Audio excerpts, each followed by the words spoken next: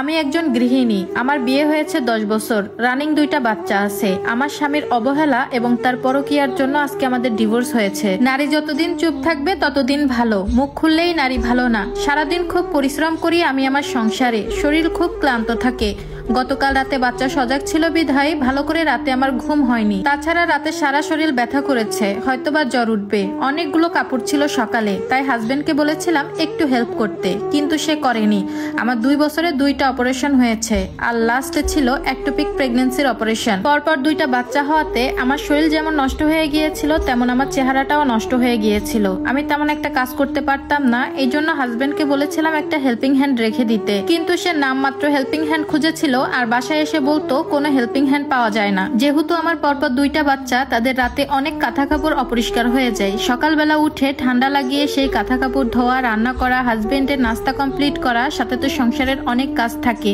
এগুলো করতে করতে যখন ক্লান্ত হয়ে যেতাম, তখন আমার স্বামী আমাকে বলতো এগুলো করার কি আছে, কিন্তু বিশ্বাস করেন আমার স্বামী কখনো 1 গ্লাস পানিও ঢেলে খেত না। যেদিন আমার স্বামীর অফ ডে থাকতো সেদিন আমার বাসায় প্রচুর কাজ থাকতো। যদি কাজ করতে করতে একটু বিশ্রাম নিতাম অথবা ঘুমিয়ে যেতাম, তখন এসে বলতো এত ঢং করবা না তুমি, এ সকল কাজ কি আর মানুষ করে না, নাকি তুমি একাই করো? জবাবে আমি বলেছিলাম কারো কি 2 বছরে 2টা অপারেশন হয়েছে, তাও আমার হিমোগ্লোবিন 3 ব্যাগ রক্ত ভরার পর সাথে আছে। তখন আমার স্বামী বলে উঠলো এত তর্ক করবা না, পারলে একটা চাকরি নিয়ে দেখাও, সেই যোগ্যতা তো নাই। বলে রাখা ভালো আমার স্বামীর নিজের 5তলা বাসা আছে এবং তার যথেষ্ট পরিমাণ জায়গা জমি আছে।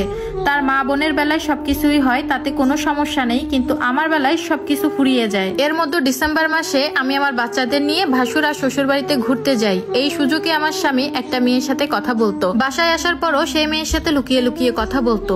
একদিন রাতে আমি আমার বাচ্চাদের নিয়ে ঘুমিয়ে আছি, আমি আমার স্বামীকে দেখলাম রুম থেকে উঠে বেলকনিতে যে একটা সিগারেট নিয়ে সেই মেয়ের সাথে কথা বলতেছে। সেদিন তাকে হাতে না হাতে ধরেছিলাম এবং সেই মেয়ের সাথে অনেক সময় কথা বলেছিলাম। সেই মেয়ের সাথে ফোনে উচ্চস্বরে কথা বলার জন্য আমার স্বামী সেদিন আমার গায়ে অনেকবার হাত তুলেছিল।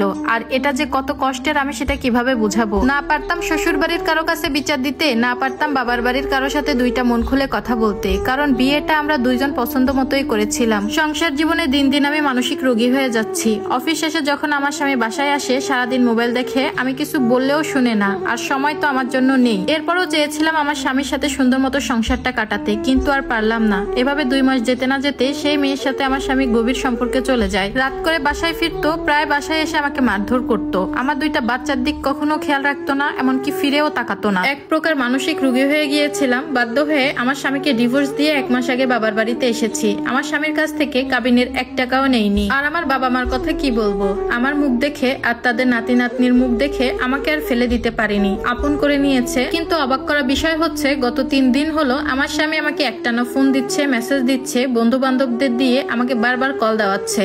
যা হয়েছে সব ভুলে যেতে চাচ্ছে, সে আবার সাধারণ লাইফে ফিরে আসতে চাচ্ছে।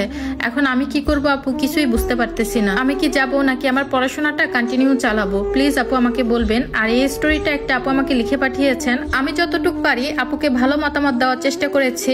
আপনাদের কি মতামত সেটা কিন্তু কমেন্টে জানাতে ভুলবেন না।